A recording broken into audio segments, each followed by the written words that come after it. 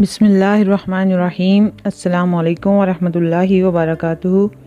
Urdu story channel میں آپ کو خوش آمدید۔ امید ہے آپ سب خیر و عافیت سے ہوں گے۔ ایک بار ایک تاجر غلاموں کی منڈی میں گیا تو اسے ایک ترک بچہ بہت پسند آیا اور اسے تاجر نے فوراً خرید لیا۔ تاجر نے بچے سے پوچھا، تمہارا نام کیا ہے؟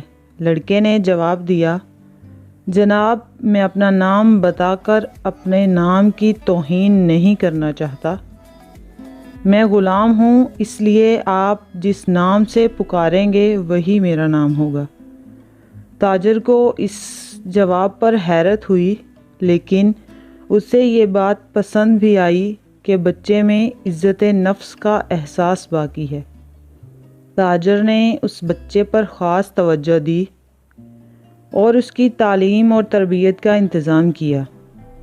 بچے نے بہت جلد تیر اندازی، تلوار بازی اور شاہ سواری میں ایسی مہارت حاصل کی کہ خود تاجر حیران رہ گیا۔ غزنی کا بادشاہ شہاب الدین غوری ایک بار گھوڑوں کی دوڑ کا مقابلہ دیکھ رہا تھا۔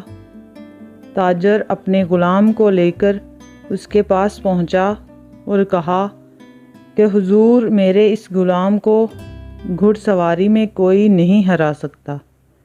بادشاہ نے مسکرا کے لڑکے سے پوچھا، تم کتنا تیز گھوڑا دوڑا سکتے ہو؟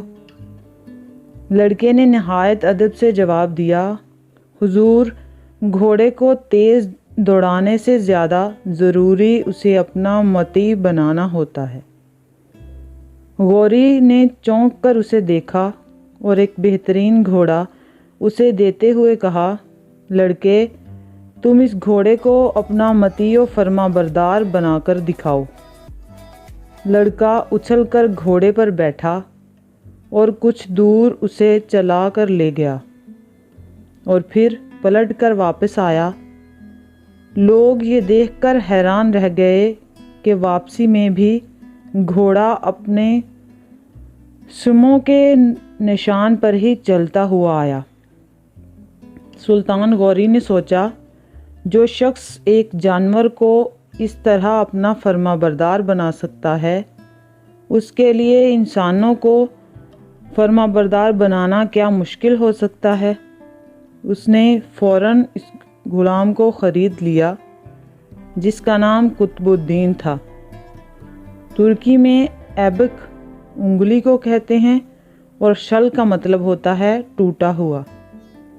چونکہ اس غلام کی ایک انگلی ٹوٹی ہوئی تھی، اس لیے عموماً سب اسے ایبک شل کہتے تھے۔